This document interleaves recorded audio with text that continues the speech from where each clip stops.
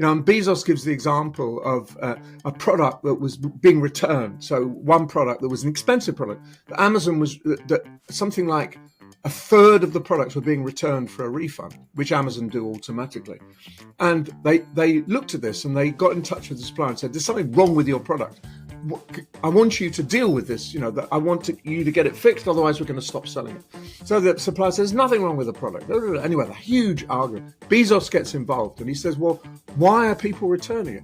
And when it came down to it, the problem was they're returning it because there were faults in the product.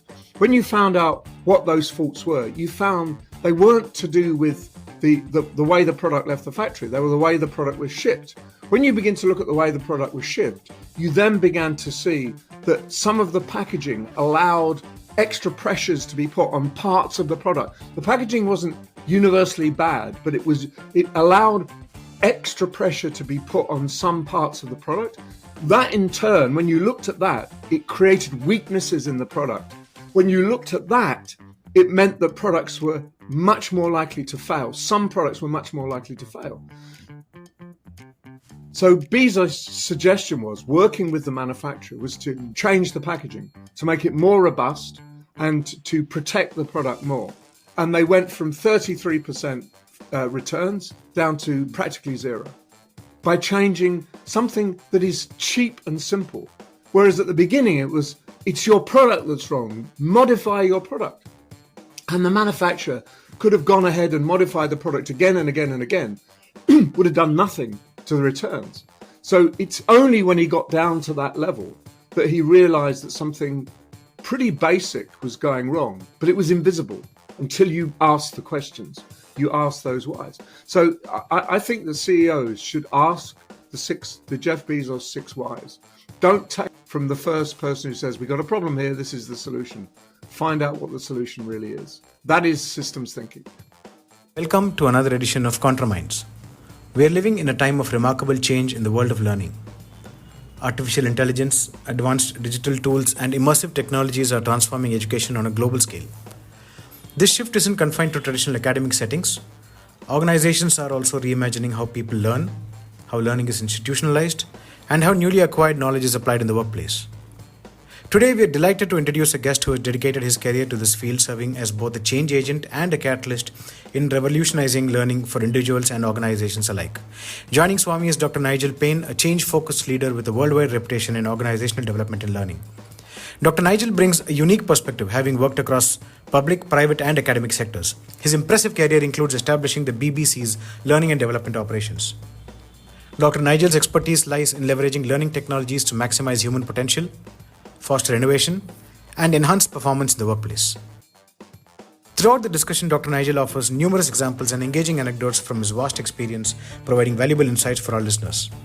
If you find value in this conversation, we encourage you to like, subscribe, rate, and comment on this episode. By subscribing, you will receive automatic updates whenever we release new episodes. Before we delve into our enlightening conversation with Dr. Nigel, a brief word from our sponsors. Today's episode is proudly brought to you by Effortless. Effortless is the ultimate solution for startups and SMBs seeking seamless money management and compliance handling. Effortless wasn't just created by anyone. It was crafted by chartered accountant turned entrepreneurs who understand the pulse of startups and SMBs. Visit www.goeffortless.ai and embark on a journey that will redefine the way you do business.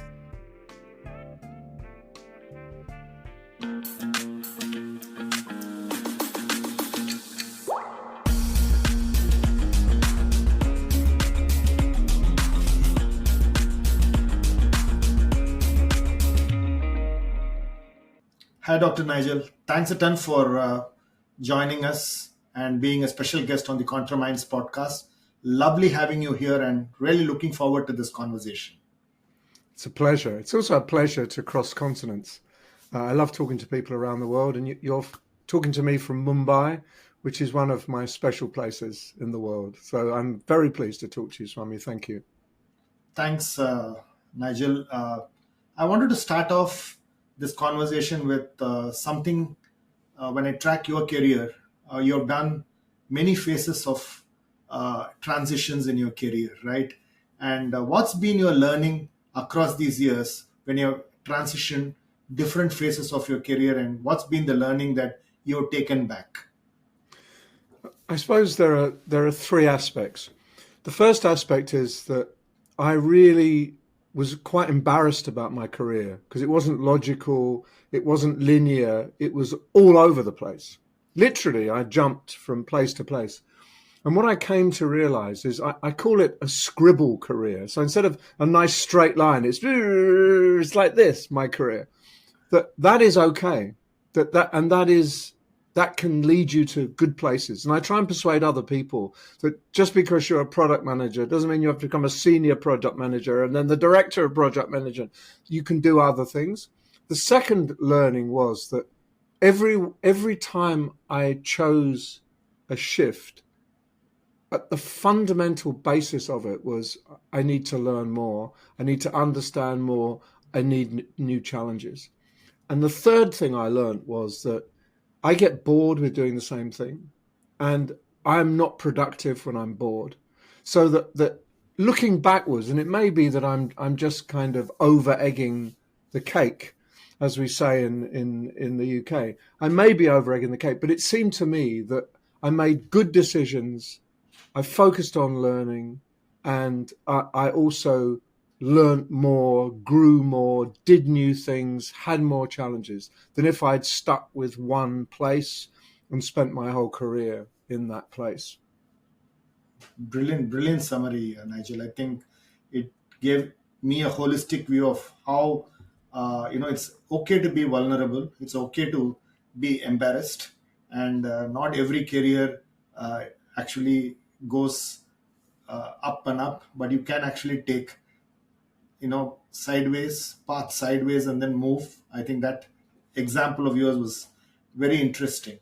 uh, Now that you actually do this whole organizational learning, you are a coach, you are doing a transformation, you are probably one of the leading specialists on organization learning. One of the things that I wanted to talk to you was, uh, what is the most important shift that you are seeing in people wanting to learn, and how is it learning that was there 15, 20 years back to how learning will transition over the next decade or so? I think we've seen a number of shifts, and I'm old enough to have lived through a number of fundamental shifts. So that, I remember the 1990s when Senge published his book, The Fifth Discipline, and Argyris published his book on organizational learning. There was a real focus on what they called the learning organization. And if you read GE's 2000 annual report, in it, the CEO of GE says, if GE learns slower than the world, GE will die. If GE learns faster than the world, it will flourish. So he doesn't talk about individual learning. He talks about GE as a whole having a real grip on the way the world is changing and being on top of that. So there was a big flourish of interest in the power of organizational learning, which died entirely. By 2005, no one even thought about it, or just a few academic articles. There was no real focus on it. And I think the reason for that was that we suddenly became obsessed with personalization, the power of IT, the one for one, just for me, individual learning, and all of those things pushed aside a notion of organizational learning. And that, in retrospect, worried me a great deal, because it seemed to me that you can't solve organizational problems by just boosting a few people or by saying, Swami, you're talent, but you, Nigel, you're not talent. You're not as talented as Swami. We're going to invest in Swami because he's talent. Because the truth is that if you split people and you divide them into talent and not talent, you end up fracturing the organization. And the ones with talent go because they think, well, I'm so talented, I'm too good for this organization. And the ones who are not talent stay because they feel, I don't think I can get any other job because I'm not very good. So you end up diminishing the organization. And I realized that as we move into this next decade, just the speed of change, the amount of uncertainty, instability, incoherence in the world. How can we rely on a few people to keep big organizations on the straight and narrow? How can they align with the world relying on a few and saying the majority don't count? Do your job, that's fine. That's all you need to do. A, that it's totally demoralizing. B, it's a massive loss of productivity. And C, you're not gathering the diversity of your people. It's the diversity that leads to insight and leads you to make intelligent decisions. And you don't get diversity by focusing on 6 people or the executive team or these 20 or 50 that we've decided are our top talent. Top talent can't do it anymore. So therefore, I came back to this notion of organizational learning and thought there was something really important that we lost. And I'm trying to bring it back into focus. That's why I'm writing about it. That's why I'm slightly obsessed with it. Some might say I'm healthily obsessed with it, but I'll take that.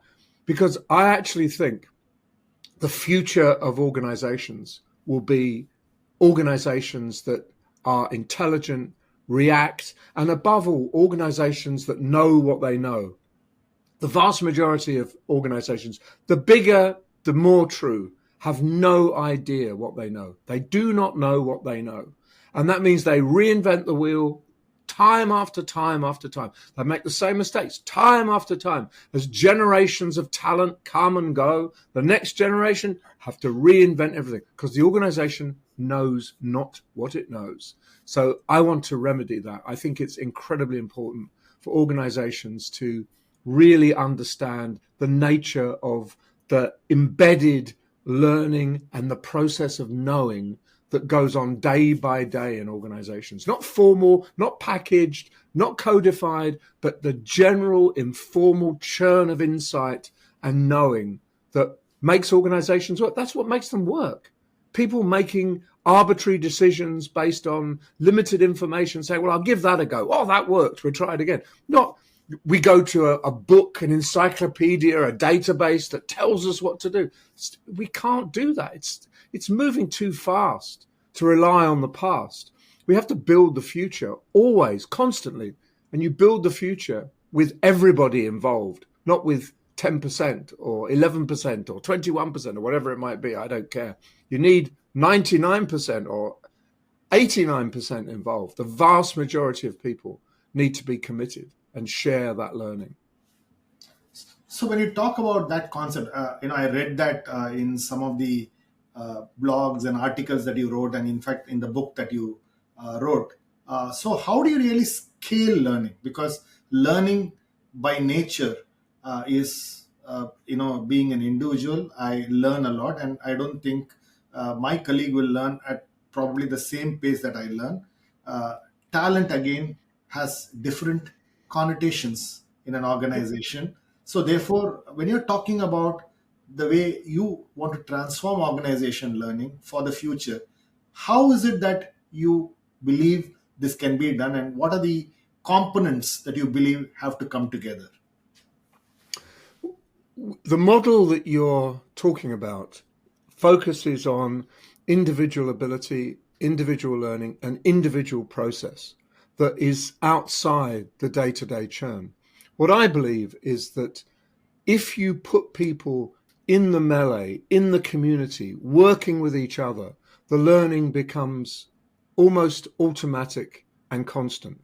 So taking people out of the flow of work and putting them in, quote, a learning environment has its place. But that is, according to 80-20-10, 70-20-10, that is only 10%. So there's another 90% somewhere. And I think that helping people learn from each other, building learning communities, working on really thorny, knotty, what I call wicked problems together is a way of accelerating learning. And we all have to accelerate learning. So in that circumstance, it doesn't matter whether you grasp something faster than I grasp, or you learn this and I learn something else. It's together that matters. What can we do together?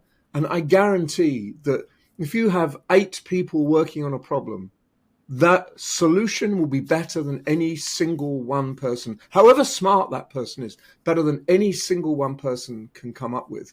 So I'm a great believer in focusing on not knowledge, but knowing. If you accelerate the process of knowing, that's informal, that is communal, that is in operational reality, not in fixed terms. It's what goes on in the day to day. If you can do all of that, then you're a long way to making sure everybody is learning, even if people learn at different paces and learn different things. You know, if we were working together, you might focus on the quant side. You're really good at figures. You can produce wonderful graphs. I focus on maybe the qualitative side. I'm good at analyzing trends and so on. Together, we're the complete picture. But to expect me to do everything and you to do everything, and we do it in competition, is crazy. It's completely crazy. So I think we've got to stop thinking in the school model. You know, a lecturer in a university is aiming at individuals who are given individual assignments which are marked for their individual competence or non-competence, whatever it might be. Same in schools. And we transfer that model into organizations, whereas organizations are way more complex. Because when you're working in an organization, it's not just about you and the organization. It's about what you can do for the organization to make the organization better, to improve its performance. And for you, that increases your productivity, your happiness at work, your feeling of satisfaction. So it's a much more complex interaction between an individual and the workplace than it is between a pupil and a school or a student and the university. Brilliant, brilliant. You used a phrase which I really picked up, not just in this conversation, but in some of your writings. You talk about knowing before knowledge. Yes. Right? Yes. Can you explain what does that mean really? Yes. It's quite simple. Knowledge is something that's agreed and explicit and codified and packaged. Knowing is the messy process of experimentation, of testing, of conversation, of debate, and so on. So knowing eventually becomes knowledge. But if you focus only on the knowledge, A, you miss that really important process of knowing.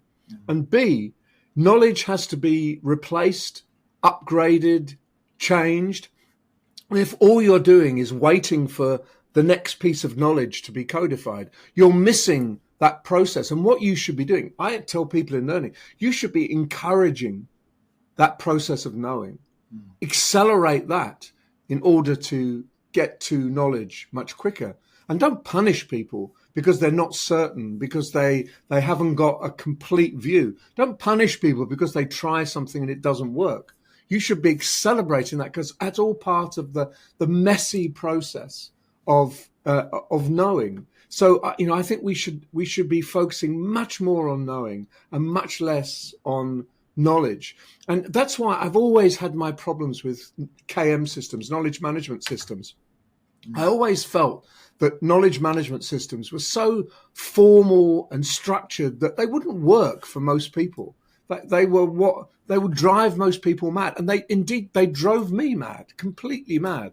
So there's a quote from David Niccolini, and he says, "Get beyond discourses, paradigms, logics, and get at the daily reality of local tactics, pockets of resistance, dialects, collusions, and contradictions."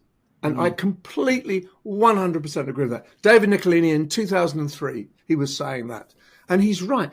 Every organization has dialects. If you just focus on the formal received language, it's like if you say to India, you can only understand India by knowing English. That's the main language of parliament and the language of law. Go and learn English if you want to understand India. That's nonsense. And that's nonsense. You understand India by the richness of its culture and it's dialects that make India what it is. And when you explore the dialects, those pockets of resistance, the different views and cultures around the country, you suddenly get a sense of what really makes India tick. And it helps you understand some of the things that are surprising. You say, why would they do that in India? Well, the answer is because if you listen to the dialects, the collusions, the contradictions, you begin to understand a very, very complex country. Now, I'm not saying every organization is as big or as complex as India, but I am saying that very few organizations are straightforward. You just have your discourses, you have your written rules, you have your organizational logic, and that's all you need. That's what they tell you need. But the truth is, if you want to understand, if you want to make a contribution, you've got to get beyond that. To me, that's superficial because it's received opinion. You've got to get at the building of opinion and the building of knowledge.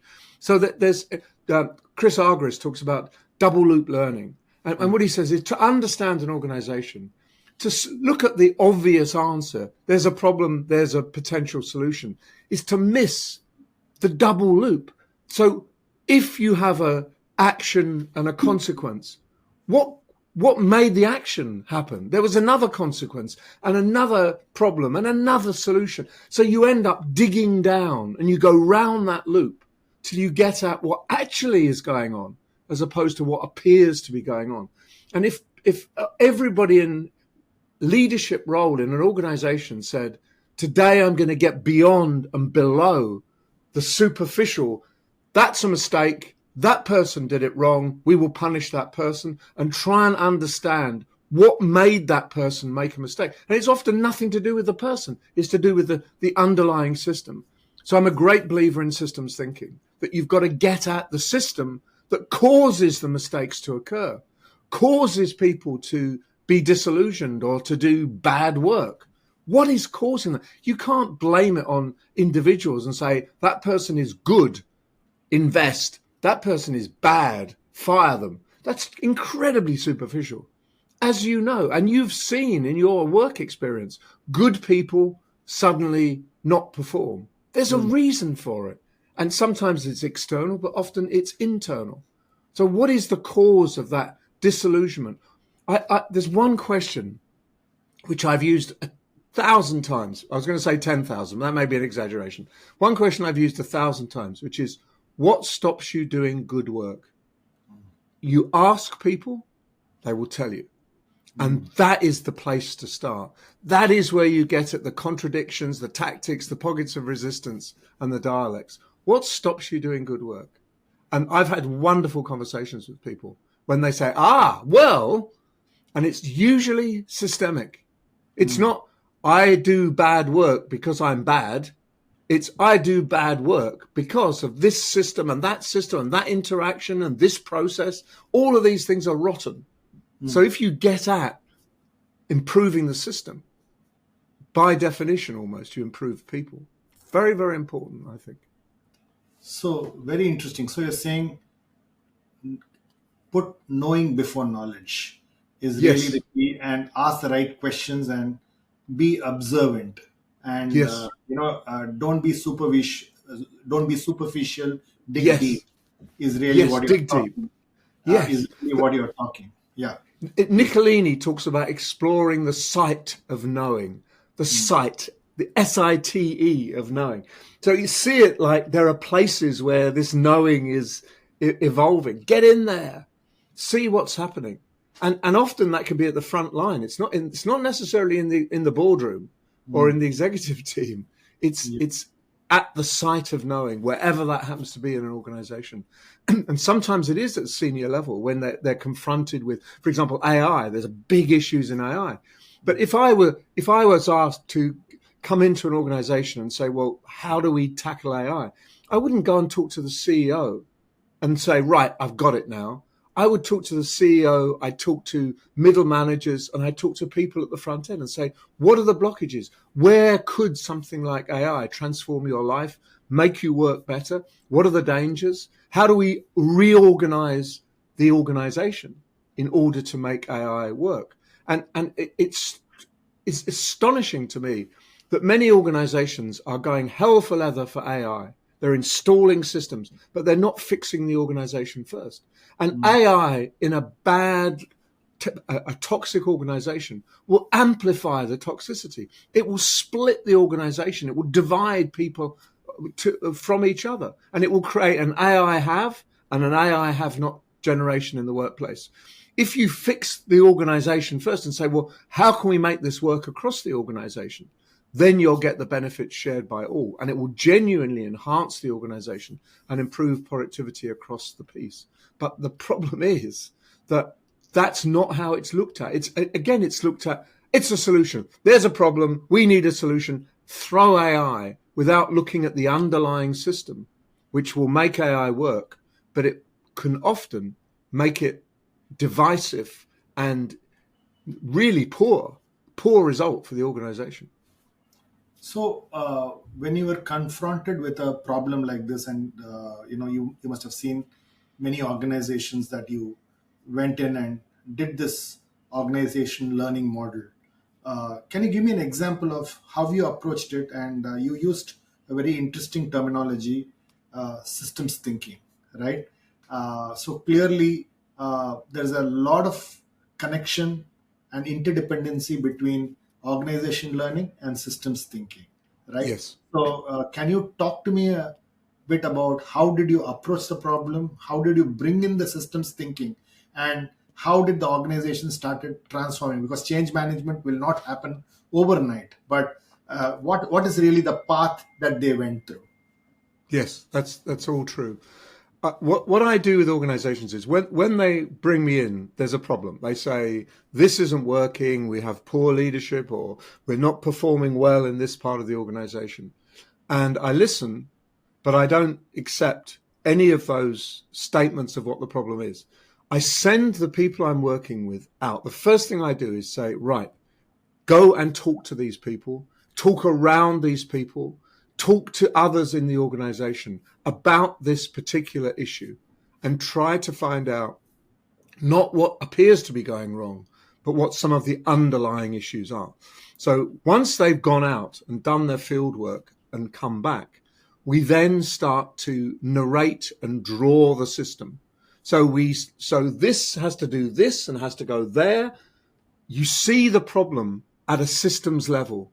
You get away from seeing the problem as a bunch of people who are good or bad. And that is always superficial and inconclusive. So once you see the system failing people, you then can say, well, what can we change and what can't we change? And you can't change everything. But often it's small things that are changed can make a big difference, big impact. Now, I always suggest start with something small, a few small things, make those changes, go back and do your field work. Did it help? Are things different? What changes do you notice? And if we're on the right path, you then maybe do some more changes around the model. Check you're right, check the model is correct, but keep modifying the system till it's optimal. And when it's optimal, don't think job done for life. It will be optimal for 6 months, maybe, or 3 months even. You go back and you check and say, well, what has become suboptimal? How can we make it optimal? So you get people to focus on things that they can control, things that they can change, but to focus on changing processes, changing beliefs, changing systems, rather than imagining that if there's a problem, give them a course, train them. They need to be trained. Often that's got nothing whatsoever to do with it. Highly competent people do terrible things, not because they're not competent, but because they're forced to, they're not interested, they choose to do something different. So, you have to get beyond blaming individuals. And sadly, so much of the learning and development in organizations focuses on poor performing individuals or good performing individuals and not on the underlying system. So, for example, if you take Brinkerhofer's model, what he says is if you deliver some kind of development program, maybe on the introduction of AI, you'll find that it doesn't work evenly throughout the company because of the pockets of resistance, the dialects and the contradictions. What you do is you track through to who did this really well and who did this really poorly. And you don't say, well, fire them, promote them. You say, what made them do it so well? And they will tell you, there's this, and I got that support, and my line manager. And if you say, why did you struggle with this? Well, it's because I had to do this, and I couldn't get approval here. And so you always find that the key, not always, but you mostly find that the key elements for success and failure are not good or bad training and development. It's good and bad systems. So if you can change the system to make all of the company reflect the quality of the good outcomes, you then spread the good outcomes across the organization without having to do anything to anybody. You just change the system. So that's what I mean by systems thinking. I think it's really important. And again, systems thinking, well, Senge's fifth discipline was systems thinking. So Senge saw it as seminal to creating good organizations for the 20th century. Sadly, everyone ignored him. So clearly, if I was a leader and I want to really think about developing my systems thinking, how do I go about, building this capability in me? Because most leaders actually don't, in my view, and correct me if I'm wrong, do not connect the unconnected. Right? Yeah. And they see it in silos. They don't see the connections between various parts of the organization. So as a leader, if you tell me that, you need to be a systems thinker and you need to look at it from a systems thinking view to really build what you also call it a collective wisdom, right? That's really what you keep talking about. Exactly. How do you build the systems thinking in my muscle memory? If you follow Jeff Bezos, the founder of Amazon, no longer the CEO, but the guy behind Amazon, if you follow Jeff Bezos says he's got something called the 6 whys. And what that means is Jeff Bezos says that when he was running Amazon, he would never get involved in the simple problems that could be solved by his staff. Something went wrong, you fix it. He'd wait until there was a really, really big problem that Amazon faced, a really tricky problem. And then he'd get involved and he'd get involved not by saying, you idiots, this is what you do. He'd get involved by asking, why did that happen? And they say, well, there's this and that. And he said, so why did that happen? And then why did that happen? And why did that happen? And he says that until you get to the 6th level of why, you don't understand the problem. And he said, once you get to the 6th level of why, you begin to fix the problem at the 6th level, and that fixes the problem at the 5th, 4th, 3rd, 2nd, and the problem begins to go away. But you blame the wrong people and you implement the wrong solutions if you stop at why. So I would urge every chief executive who's worried about systems thinking, go and explore some of the tricky problems that confront the organization and ask, how did that happen? How did that happen? How did that happen? And how did that happen? Until you get at what you can call a base level of understanding of where things start to go wrong. And usually when you get to 3rd, 4th, 5th, 6th level, it's a long way away from the obvious first level. And Bezos gives the example of a product that was being returned. So one product that was an expensive product. Amazon was that something like a third of the products were being returned for a refund, which Amazon do automatically. And they looked at this and they got in touch with the supplier and said, there's something wrong with your product. I want you to deal with this. That I want you to get it fixed. Otherwise, we're going to stop selling it. So the supplier says, nothing wrong with the product. Anyway, the huge argument. Bezos gets involved and he says, well, why are people returning it? And when it came down to it, the problem was they're returning it because there were faults in the product. When you found out what those faults were, you found they weren't to do with the way the product left the factory. They were the way the product was shipped. When you begin to look at the way the product was shipped, you then began to see that some of the packaging allowed extra pressures to be put on parts of the product. The packaging wasn't universally bad, but it allowed extra pressure to be put on some parts of the product. That in turn, when you looked at that, it created weaknesses in the product. When you looked at that, it meant that products were much more likely to fail. Some products were much more likely to fail. So Bezos' suggestion was, working with the manufacturer, was to change the packaging, to make it more robust and to protect the product more. And they went from 33% returns down to practically zero by changing something that is cheap and simple. Whereas at the beginning, it's your product that's wrong. Modify your product. And the manufacturer could have gone ahead and modified the product again and again and again, would have done nothing to the returns. So it's only when he got down to that level that he realized that something pretty basic was going wrong, but it was invisible until you asked the questions. You ask those whys. So I think the CEOs should ask the Jeff Bezos 6 whys. Don't take an answer from the first person who says, we got a problem here, this is the solution. Find out what the solution really is. That is systems thinking. Think about the system that led to the problem, not the individual who caused the problem. That's pretty fundamental. And when you have a problem, change the system to make sure it doesn't happen again. Don't fire the individual, because it will happen again. Fantastic. Exactly the same problem. Fantastic.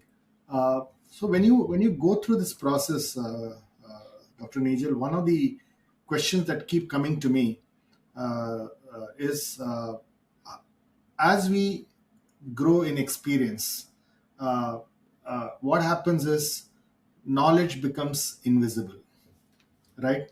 And that's something that that becomes a problem for people who have had many years of experience, and therefore adult learning is something that you focus on. And if I were an individual and part of an organization, how do I ensure that there is rapid adult learning, unlike the learning that you did in when you were young and when you were in school? Adult learning is very, very different, and you are a big proponent of adult learning, and you've done a lot of research on that. So talk to me about what differentiates adult learning from the traditional learning that happens in schools and colleges, and how should adults learn to accelerate their knowing and therefore their knowledge and get into this continuous loop of knowledge and knowing? It's a great question. And when you are a child, when you're learning at school, most of what you learn is completely new. So you learn almost like an empty vessel in some ways. The teacher tells you something, you look at that, you understand it, you learn it, you know it, and you regurgitate it in an examination. And if you're good at that process of processing, listening, writing, learning, regurgitation, you do well at school. The problem is that if you apply that model in the world of work, there are 3 or 4 things that are fundamentally wrong. The first is that as an adult, you have a lot of experience in the world. And your experience dictates your behavior to a large extent. And if what I'm trying to tell you to learn goes against your experience, you will resist. You may not obviously and say, I don't agree with that. You'll sit there quietly. But at the end of the session, you'll walk out saying, load of rubbish. Not going to do it. That's not right. This is what's right. This is what I've learned over 20 years or 30 years or 40 years. So adults have experience. Also, adults have a lot of tacit knowledge. They may not have explicit knowledge, but they have tacit knowledge of how things work in the world and in the organization. And what they need to do is make that tacit knowledge more explicit, more conscious. They need to talk about it to be able to explain it and turn it into something that can be shared. Now, that is a whole process of learning that's got nothing to do with I'm an expert, you're not. I tell you, you learn. And too much development in organizations is focused on I'm the expert, you're not. Do what I tell you. And often that is why it's ineffective, because if you don't respect the lifetime of knowledge that you're dealing with. Sometimes in the room, there will be hundreds of years of knowledge and experience. And you just put it all to one side and say, you know nothing, I'll treat you all the same. We'll just focus on you learning things and regurgitate them to me. And now you're competent. Of course, you're not competent at all. You may know things. You may even be able to know how to do things. But that doesn't mean you're going to do them in practice. So the whole point about adults is that, one, they learn best from each other. So that it goes back to Vygotsky. It goes back to the zone of proximal development. If you put people of roughly the same level together, they will accelerate their learning together. And it's a great experience. It's not threatening in any way. It's not humiliating in any way, but you learn because you can ask questions and someone knows something else, put those two together and we learn. So you need to learn from your colleagues and you need to be put into experiences, have experiences that work and make a deep, meaningful impression on your consciousness. So that if you have an experience, that is so much more emotionally engaging than a fact. And we're learning from contemporary leadership development. They're giving people abstract models and throwing McKinsey at them or throwing Harvard Business Review at them.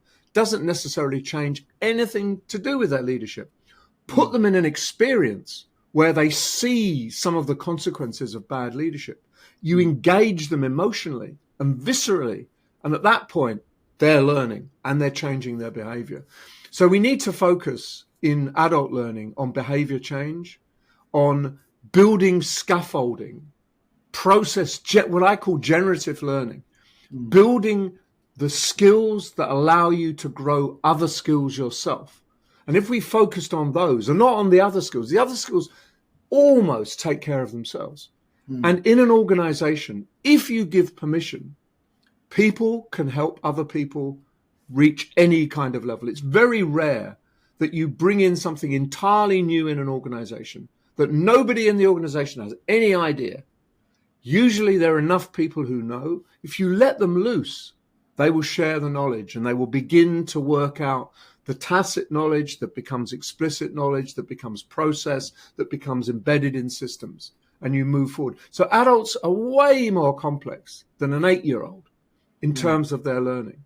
Now, an 8-year-old learns fast and is because their brain is unformed. An adult learns more slowly because their brain is formed and they've already got a ton of stuff in their brain. And what you've got to do is, in neuroscience terms, you've got to make those neurons connect and connect in a way that creates good, strong connections that you remember and can recall. That is the process. And that is the way the brain works. The brain learns by building connections. But when there aren't many connections, you just put one and then another. When you've got a lot of connections, you often have to replace connections. That is changing habit. Habits are trenches in your brain. You do things because you've always done them. It's not intellectual, it's emotional. So many so-called intellectual decisions are actually emotional decisions. So you've got to undo some of those connections in order to make even stronger connections to do something else. At that point, behavior changes. So if you've got an adult community really excited by the power of their collective learning, you've got an engaged workforce and you've got a powerful, massive increase in productivity. And you'll never get that by just saying you're talent, you're not talent, focus on your own, do this course for half an hour, do this course for an hour, do this course, then report on it to your line manager and then go and do. That is not the best way for adults to learn. Sitting on their own in front of a laptop or even sitting on their own in a room facing the front. The best way you learn in a room is turn the chairs round and see what other people think. And, I've never in my entire life ever had a room like that. And anyone has said to me, oh, no, we don't need to talk to each other. You just tell us. We'll just write it down. Because that would be, that goes against everything I've ever learnt. But it also goes against nature in a way. The nature of the human being is to be sociable, collective, and to work from each other. We learn from each other. And yet we've somehow forgotten that. So simple, such a basic fact. And we organize organizations. The systems pull people apart. Where I'm saying You have systems should bring people together. That's what's important. So, which brings me to one of the questions that came in my mind.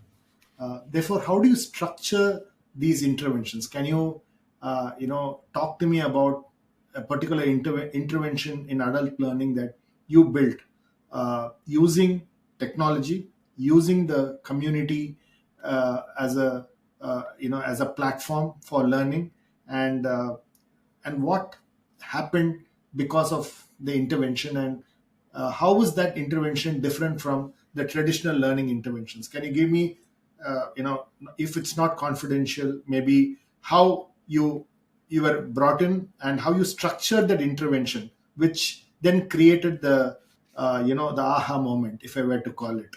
And that's really what I wanted to understand, so that we'll be able to really understand and appreciate the deployment of the intervention, which is very, very important, because I totally agree with you that adult learning is completely different from a child's learning, and I think what you're saying makes so much of sense.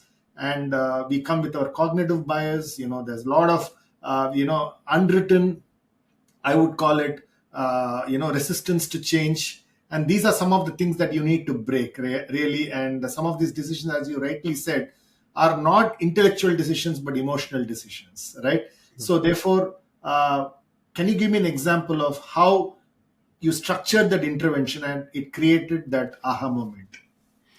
I'll give you a couple. And from the BBC days, when the BBC used to have 15,000 journalists, the BBC was mandated and renowned for its objectivity, its lack of bias, etc. It was very proud of this, but there were problems, and some of those problems were urgent. For example, there was a mandate from the House of Lords, that's a very senior group of legislators, saying the BBC didn't understand the Israel-Arab conflict well enough in depth. So it was at the very center. Jeremy Bowen, our Middle East correspondent, who's still in the BBC. Jeremy is an expert. Jeremy never makes mistakes. But when you get to a local news, or you get down the way and there's some small issue that involved Palestine and Israel, you ended up with some bad errors, calling the wrong people terrorists, to define some land as Israel when it was actually occupied, to whatever it might be. Big mistakes. So we were told that we had to get every single journalist in the BBC au fait with what was going on. Mm. And we can do it. We could have done it by giving them a lecture, by writing them, these are the facts. Boom, boom, boom, boom. Learn those facts. Mm. None of those things would have had any impact whatsoever. So what we did was we created an interactive program people did it in groups, individually and then in groups. And so imagine the thing starts, beep, beep, beep, beep, beep, beep, beep. News flash. There's a bomb on a bus in somewhere or the other. There's a bomb on a bus. It looks like 3 people are killed. We don't know exactly. You're the journalist. You have to write the first 50 words for BBC Online. You've got 30 seconds to write 50 words. So you begin. Oh, there looks like a terrorist attack on a... You finish. Then suddenly, beep, beep, beep, beep, all the words that are contentious are highlighted in red. And you look at it and it says, you can't call someone a terrorist. You don't even know who they were. And you can't call them a freedom fighter because they're not necessarily freedom fighters. And you can't say that it was an attack because you don't know the circumstance. So then it says, okay, go back and rewrite the 50 words. You have another 30 seconds now. So you write it there and it's better and you're nearly there. But the group, what did you learn? Share amongst the group. What did you get wrong? And someone says, well, I still don't understand the difference between freedom fighter, terrorist. What's the big deal? Someone else says, well, there isn't, blah, blah, blah. And then eventually the person running the session will bring in some relevant information, usually from Jeremy Bowen. He was the advisor. So there will be a bit from Jeremy Bowen saying, it is really important you do not confuse this and this and this. And therefore, this is the terminology that offends the least number of people.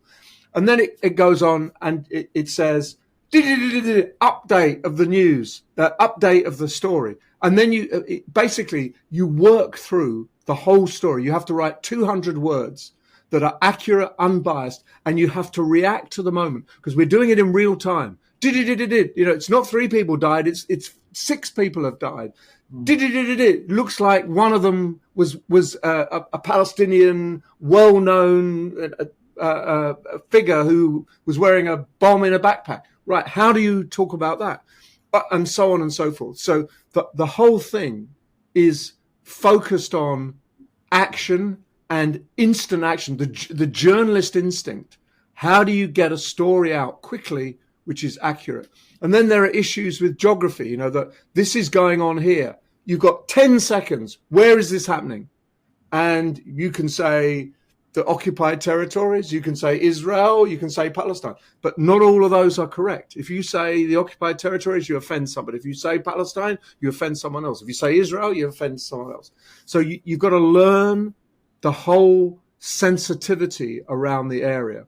So each person was put through 5 scenarios, and each scenario, then you had the received opinion from BBC experts like Jeremy Bowen, but you learnt it viscerally. You learnt it by being involved and the pressure, to say you've got 30 seconds to write 20, this is difficult. And journalists do have to react in real time. So there's no point having an intellectual discussion saying, oh yeah, well, we could do this and we could do this. When in reality, as soon as they get back to the news desk, they have to react in real time. So the whole experience was entirely based on the reality of political life and journalistic life and the way news happens 24/7 in a news organization. And the result was that we started the thing and every single journalist went through it within 6 months. We did the whole thing in 6 months, which is what the House of Lords said. You should be able to do this, complete this in 6 months. If we'd have done it through 20 people in a room, it would have taken, you imagine, 15,000 people, 20 in a room, it would have taken 5 years.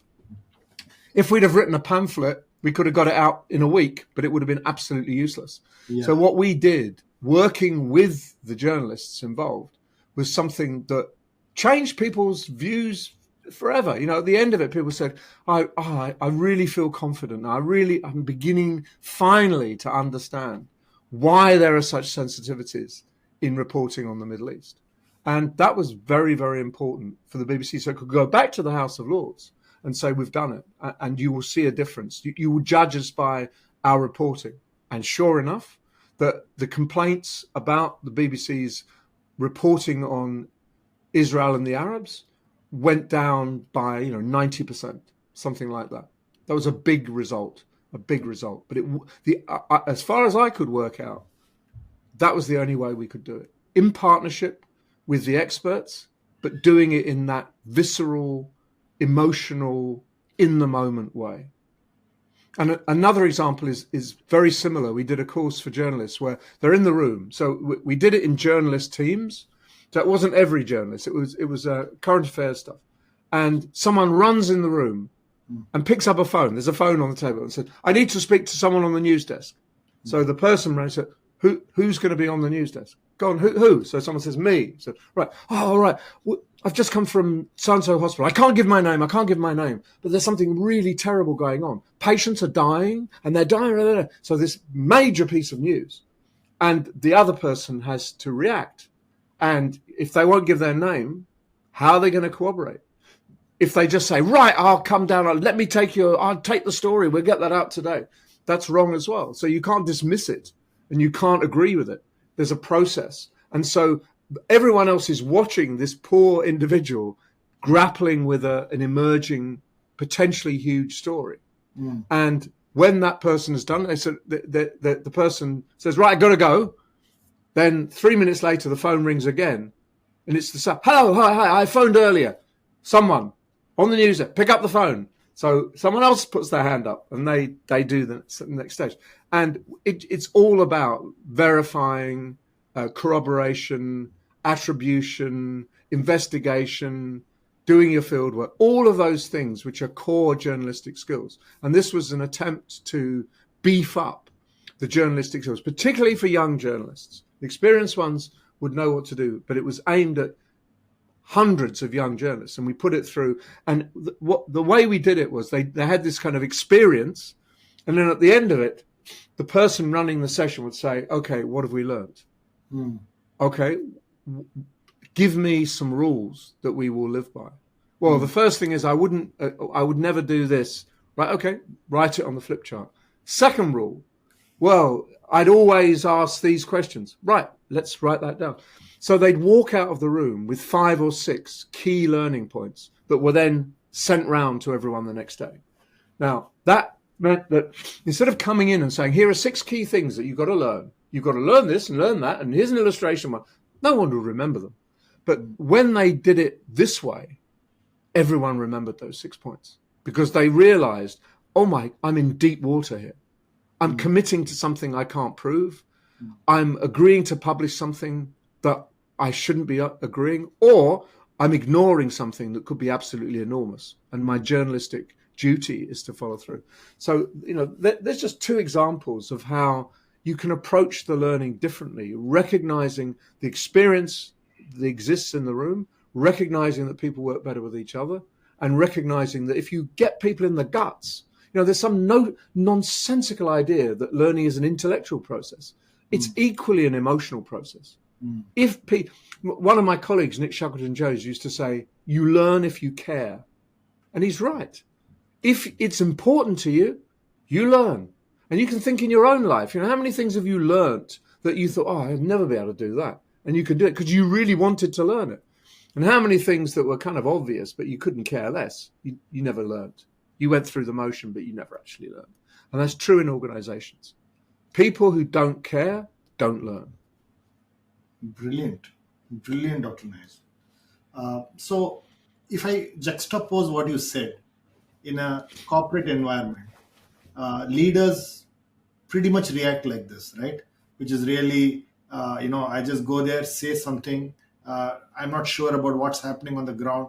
So clearly, I would also say that, you don't learn only from your industry, but look at adjacent industries or, where you can learn from other industries, and probably you'll be able to apply it in your own organization. Maybe that's also something that adult learning is, accelerates faster, because you tend to think, oh, I'm in this industry, I need to be trained this way. But probably you can look at adjacent and other industries for you to learn. Would you agree with me on that? I would and I wouldn't. I would agree with you that we can accelerate learning by sharing more widely. But you also have to realize that unlike kids, most adult learning happens in context. And in an organization, the context of the organization is very, very important. It's particularly important for leadership. If you imagine that just because you say, Swami, you say to me, Nigel, oh, you've got a problem with that. This is what I do in my organization. You do the same. If I don't think, what is the context that he's in and I'm in, and how can we make sure that the contexts align? And if they don't align, do some field work to see what would work and what won't. So we need to do things in context. But generally, yes, I think that the idea, it's sometimes terrible in organizations. It's not just, oh, they're not in my organization. You get people saying, oh, I'm not in that department. I'm not in that team. That's their view. This is my team don't think that. So you end up fragmenting the organization and splitting off organizational knowledge into little pockets that don't align. And you forget about knowing, because you would be able to deal with that if you started with knowing rather than knowledge. And I think that's incredibly damaging. So don't close down too quickly, but don't agree too quickly either. Fantastic. Look at context. Fantastic. So my last question to you, Dr. Nigel, is in an organization, there are different motivations for different people, right? Say, for example, if I'm an individual, like you are an individual, you have a certain benchmark of excellence, right? You have a certain discipline and learning quotient that you are willing to practice. But many a times I'm not in the same intrinsic motivation as somebody else, right? So when as an organization we need to move in an aligned manner, how do I ensure that I have people with similar motivation and intrinsic drive to build excellence and be a world class organization? Because that's a big challenge that leaders face, right? It is. And I would answer, again, I would challenge you slightly. I would answer that the way you do that is through values, not through individuals. I wouldn't screen people out of my organization because they don't demonstrate a lot of resilience. I would make resilience one of the core values and help people understand that and develop themselves so they can demonstrate that value as well. So that I'm a great believer in values-led organizations, not where values are chiseled on the wall or set in stone somewhere else. And as you walk in reception, you see respect, truth. That means nothing, and often in those kinds of organizations, you ask staff, say, what about the values? And they just laugh and say, oh, that's a joke. That's a joke. What? Respect. When was I last shown respect? But if you have living values tell you how to behave, and you judge your behavior by whether you're adhering or not adhering to those values. And that is incredibly important. So you build that unified view and you build unified behavior by adhering to the values and making sure that every single member of your organization, whether you've got employed 10 or 100,000, understands that this value in my context for my role means this, and this value in my role in my context means this, so that everybody understands how they can live the values. And we are really hard on people who don't live the values. We give them a chance and say, that's not the way we live our values. And they say, I'm sorry, you're right, I won't do it again. But if they do it again or do it a third time, then they're out, because they've demonstrated that they're incapable of learning to behave in the way that's appropriate for the organization. For me, that is the best way of unifying an organization, rather than telling individuals, you have to do this, or by saying we only recruit people who demonstrate this, this, and this. Clearly, recruitment for behavior is really important. You don't want to recruit psychos who happen to be highly competent. You want to recruit people who will fit in, but you develop those people through their adherence to the values. I think that's incredibly important. Value-driven organizations are rich, rewarding, motivational, great places to work. Organizations without values are chaotic and often toxic, because they have no values. They have no guidelines on how we live. Fantastic. On that note, we're coming to the end of this conversation, and I have a couple of rapid fire questions for you. So what does success mean to you? Well, it means that it's meant different things going through my career. Now, success is really in other people. I want to influence and help as many people and as many organizations as I possibly can. And success to me means when someone says thank you, when someone says I couldn't have done that without you, when someone says my life was in a mess, I really feel on top of it, or when a CEO says my organization was in a mess, but I really feel we're on the right track now. So that's what it means to me now. It's really, I've reached a stage in my life where it doesn't really matter what I think or what happens to me. What matters is the impact I can have on others. And I try to have good impacts on people. I don't always succeed, but I try to have good impacts on people. And I also work with younger people as well. It's not just senior CEOs. I've got mentees who are under 30, and I try and help them as well as trying to help more senior people in organizations. Very nice, very nice. What's one piece of advice that you will give to a 18-year-old in a university today? Someone in university, yeah, and coming out of university to go into work, I would say, when you choose your first job, think about your second. Pick the job that will get you your second job. Pick your job that will create the best opportunity for you going forward. Don't pick your first job because you're going to stay there for the rest of your life. Don't pick your first job because it pays the most. Pick your first job because it will build skills and capabilities that will get you a second job. And think always one job ahead. Fantastic, fantastic. Uh, what's one piece of advice you would have got in your career? A lot of advice, and what's that one piece of advice that stayed with you till today? I think probably maybe there's more than one, but one piece of advice was let it go. Don't bear grudges. Don't get upset. Don't start stomping up and down. Yes, it wasn't good. Yes, it all went wrong. But just Marshall Goldsmith goes, let it go. And I think letting it go is a really good piece of advice. And the second good piece of advice was, I'm very emotional. I show my emotions. Be more in control of your emotions. And it's true. I don't get angry anymore. I rarely get angry. And I keep my mouth shut. Sometimes the best advice is shut up. Don't intervene. Don't always have an answer. And just one little third piece of advice, which comes from an advertising executive who formed one of the big Madison Avenue agencies. He had a card in his pocket, and before every meeting, he took it out and he read it. And on that card were the words, just remember, you could be wrong. Put it back in his pocket. And that haunts me. Just remember, you could be wrong. You're not always right.